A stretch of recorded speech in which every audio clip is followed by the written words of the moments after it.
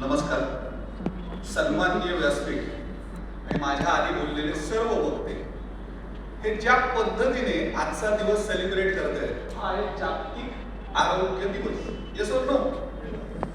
मला या जागतिक आरोग्य दिवशी भारतातली पहिली डॉक्टर आहे, तीही महिला होती. आजचा कार्यक्रम आयोजित करणारी महिला आहे आणि कार्यक्रमाच्या प्रमुख पाहुण्या देखील महिला आहेत. येस और नो?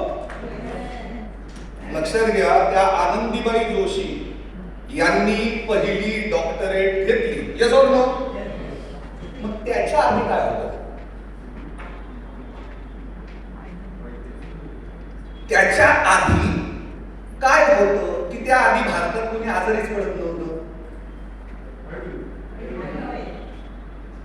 चला, मी काही इथे राजकारणी नाही, मी काही मोठा काही वक्ता नाही, फक्त मी प्रश्न विचारतोय आणि त्या प्रश्नांचे फिलिंग द बँक तुम्ही जर भरले तर मला जे म्हणायचं ते तुमच्या लक्षात येईल. समजून घ्या, आज WHO चं नाव घेतलं गेलं. आपण भारतीय व्यक्ती कधीच आपला डॉक्टर स्वतः निवडत नाही. तुम्ही स्वतः तुमचा स्वतःचा फॅमिली डॉक्टर बघा, तुम्ही नाही निवडलाय, कोणीतरी दुसऱ्याने तुम्हाला सांगितलं तेव्हा तुम्ही केला. येस और नो? कसं आहे, मी लहान असताना माझ्यावर जे संस्कार झाले किंवा मला जे विचार सांगितले, मला जिथे इंजेक्शन दिलं तोच माझा डॉक्टर. येस और नो? हा, पण माझा प्रश्न असा आहे की पूर्वी भारतातली लोक शतायुषी भव हा आशीर्वाद देत होती की नव्हती? 100 वर्ष जगलेले दिलीप कुमार, लता मंगेशकर, बाबासाहेब पुरंदरे होते की नव्हते? आता तुमचं ऍव्हरेज एज किती मुंबईचं? मग जर मेडिकल सायन्स प्रगती करतंय तर मानवी जीवन कमी का होतं? आणि याचं एकमेव कारण आहे ज्याला म्हणतात ADR. आज आपल्याकडे प्रत्येकाकडे गुगल आहे, आता करू नका, घरी गेल्यावर पहा. ADR चा फुल फॉर्म आहे ऍडव्हर्सरी ड्रग्ज रिएक्शन. लक्षात घ्या, आज आपण इंग्रजांचे गुलाम पण ब्रिटिश औषधांचे गुलाम होते.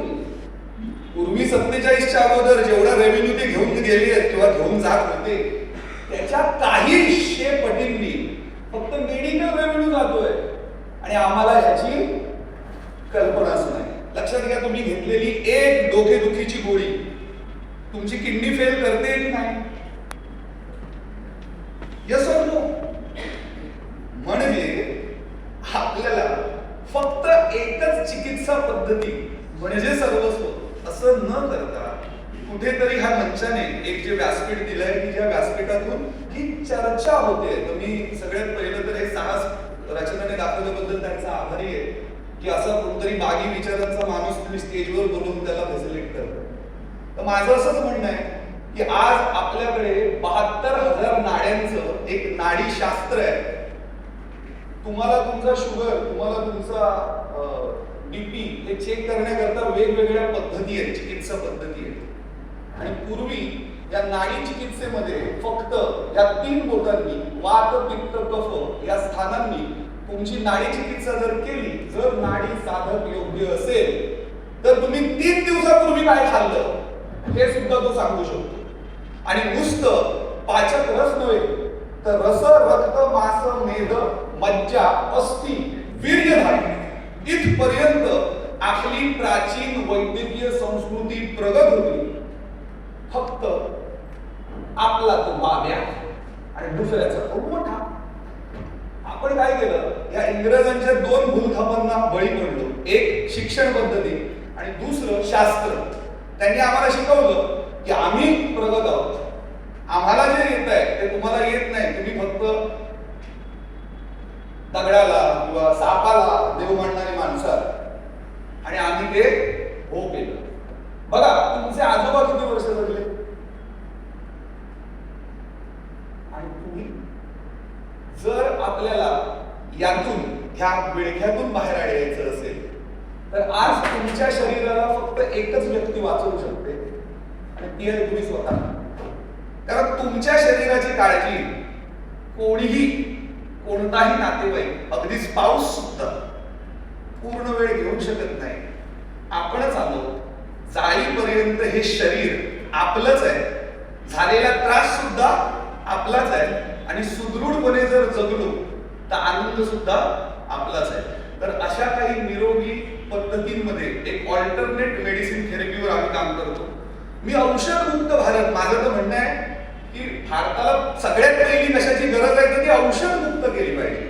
कारण तुम्ही ज्याला औषध म्हणताय ते तुम्ही कुठून विकत घेता? मेडिकल म्हणणं, त्या मेडिकलचं नाव वेगवेगळं असू शकतं, पण त्या पाठीवर एक गोष्ट कायम असेल, आणि ती गोष्ट म्हणजे केमिस्ट अँड ड्रगिस्ट. म्हणजे तुम्ही ज्याला औषध म्हणून स्वीकारताय हे आयदर सिंथेटिक केमिकल आहे किंवा ड्रग्ज आहे. आणि कोणत्याही गोष्टीचा जसा उपयोग आहे तसा रिॲक्शन आहे. आणि म्हणूनच आजच्या या दिवशी आपण स्वतःच्या शरीराला तंदुरुस्त ठेवण्याकरता जर पहिला काही संकल्प घेऊ तर तो स्वतःला स्वतःचा वेळ देणं. आज आपण प्रत्येक जण मोबाईलच्या रील्सवर किती तास घालवतो आपल्याला माहित नाही, पण आपण स्वतःच्या शरीराशी स्वसंवाद कधी करतो? कधीच नाही. आणि आपली अपेक्षा असते की आपल्यावर कोणीतरी दुसरा प्रेम करेल, माझी कोणीतरी दुसरा काळजी घेईल, दुसरी काळजी घेईल. अरे खोया, तुलाच तुझी काळजी नाही, दुसऱ्याला काय पाहिजे? तर आज आपण ह्या जागतिक आरोग्य दिवशी किमान स्वतःच्या शरीराची काळजी जरी मीच घेईन हा प्रण करून आज चांगल्या हॅपी नोटवर हा कार्यक्रमातून काहीतरी संदेश घेऊन जाऊ. आज रचना वाघवेंनी हा कार्यक्रम आयोजित केला. अत्यंत कमी वेळात त्यांना हा कार्यक्रम आयोजित करावा लागला, पण मला खरंच कौतुक आहे. जोरदार टाळ्या झाल्या पाहिजेत रचना वाघवेंनी. त्यांनी फार कमी वेळामध्ये हा कार्यक्रम उभारलेला आणि खरोखर हा कार्यक्रम छान आहे. दरवर्षी याहीपेक्षा जास्तीत जास्त मोठे कार्यक्रम आपण त्यांना होत हीच स्वामींची प्रार्थना. जय हिंद, जय महाराष्ट्र.